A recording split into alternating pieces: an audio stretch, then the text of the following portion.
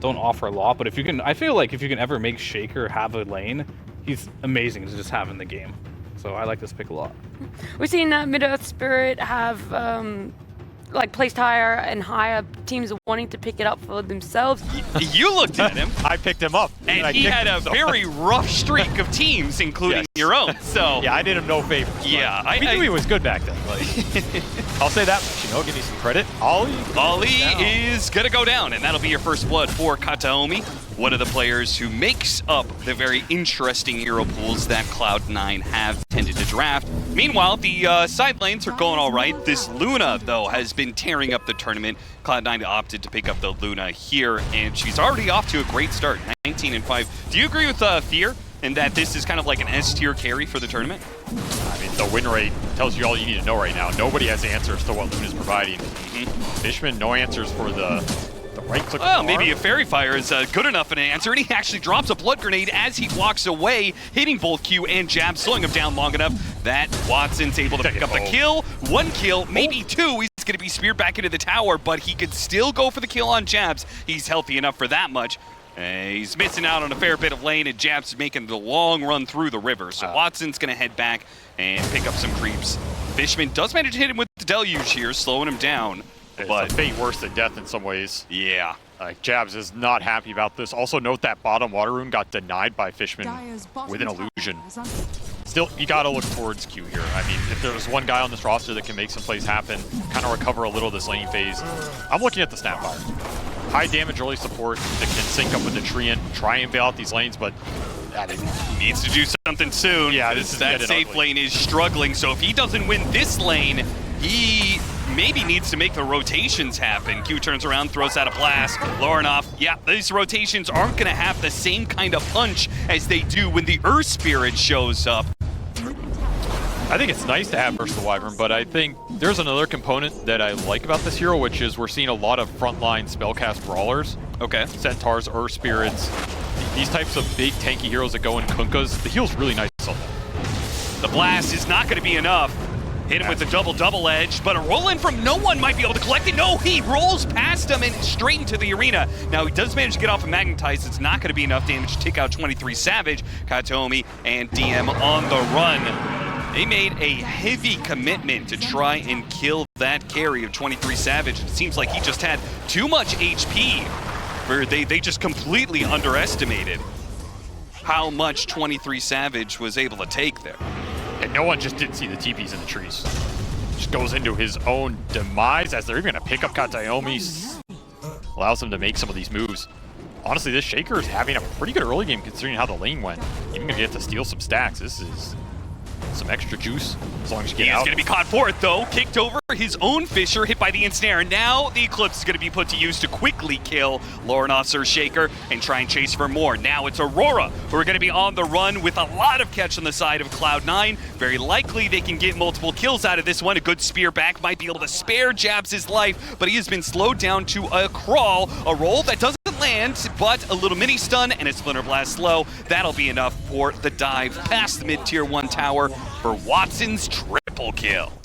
But I think the real thing is Kataomi's not afraid to scale on this hero. So while you're worrying about the control in the fight, at some point he will have Blink, Ags, Bloodthorn, I don't know, whatever he wants. Man, look at the efficiency here. Cloud9 stacking up in multiple areas as the 14-minute mark approaches while they're still making plays here. No one's going to be able to roll away as the song comes out from Fishman. Does have a shield rune. DM, he doesn't approach, they actually wait for the curse. That's what they're going for. They do hit the arena, but inside of the arena is this eclipsed up Watson who looks to finish off Lorinoff, and he's got him dead. Just couldn't do anything there with the Shaker.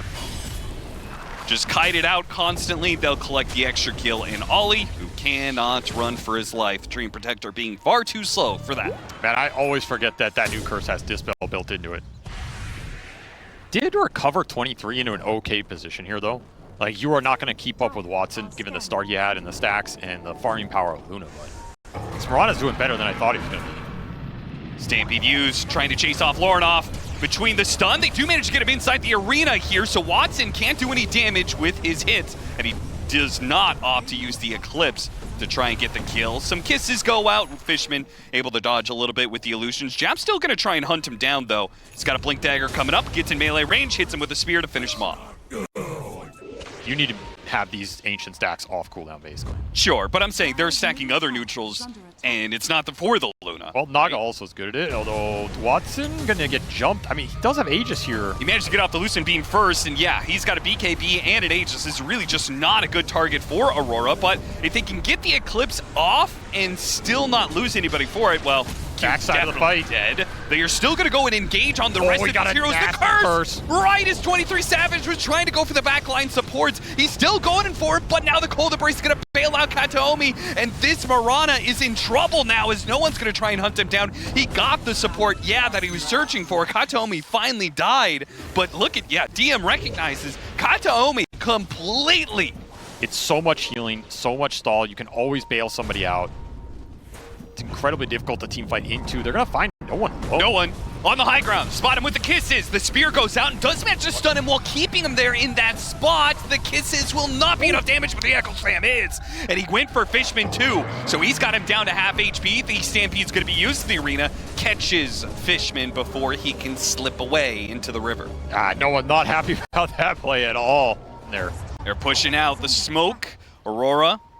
They are going to try and wrap around, but Watson drew an exact line of what Aurora was going to do here. They are well prepared for this move. They're going to get spotted. No one's going to break the smoke. Doesn't get hit by the arrow. Once again, another miss. Jabs, BKB, and instantly goes for it. Goes straight to the Luna. They have to be able to burst him down here. There's the curse and the embrace resetting, and Watson, now he has a chance to be able to both use his Manta and his Satanic. This is not a carry that's going to be brought down early. Lorinov goes for the kill onto the Winter Wyvern and tries to jump away, but he's still caught in the area of the Eclipse. Watson brings him down and looks for the enemy carry of 23 Savage, who is out of lead charges, and one Lucent Beam cuts down the rest of his HP. Oh, those beams are so deadly, man, at this point in the game. Why not continue the siege? No Echo Slam. Jabs. No Mirana. He gets spotted by Kataomi, so he's not going to be making any initiation anytime soon. His Blink Dagger put on cooldown by the hits. Can look for like a fissure and a spear back. All 5 heroes back up. They don't go for the spear back at DM. Oh, he hits the back line with a beautiful stomp, and no one rolls in after him. Hits a beautiful magnetize onto 4. They almost managed to burst down Watson. This time 23? It was much closer, but 23 Savage jumps after him, and he's not going to get it. He turns to kill the support, but his life is forfeit in the process. DM just beautifully interrupts that entire engagement for Aurora, and the spear back is nowhere near clean enough. That is just the game, I think. Yeah. These glaives are just going to rip through your base. Man, Cloud9, I mean, this is a team that when they get their lineups rolling and this ball starts to hit, it is very difficult to take the 5-on-5s. And I think we saw the frustration in the team fights here from Aurora. There were glimpses of what their lineup can do, but ultimately, you're just fighting into so many saves, so many resets, and Luna... I do still, though, worry about the clock. And it's not like, okay, Underlord also can portal in behind the SF. And I remember a lot for a while, people were picking like Nature's Prophet to counter the SFs and the Lena's mid, these heroes that you want to gank. Just, damage dealing SF, or if he wants to go for something like a Blink Yules, Kaya, Yasha type deal, and maybe try and catch the Storm in the fights. Jabs trying to fight his way out of the cogs. He has triple bracer plus a chainmail here, so he's pretty tanky to the physical damage, but the magic damage that is being provided by the Storm Spirit with the extra shield rune allows him to freely dive the tower. 7-minute wisdom. And I think he was thinking about going for the wisdom rune, but ultimately he wouldn't have been able to do so as Lorinov has counter-rotated. On the other side of the map, he did have an attempt by Ollie to steal the wisdom rune. Kataomi did manage to out-click him though. He's gonna blind wave for him. Jabs, triple bracer, and a blade mail. Right, meaning that he is just tough to get out of the lane. He's going to be able to farm a lot, and he's going to work towards his Blink Dagger as the next item. Ganked up here.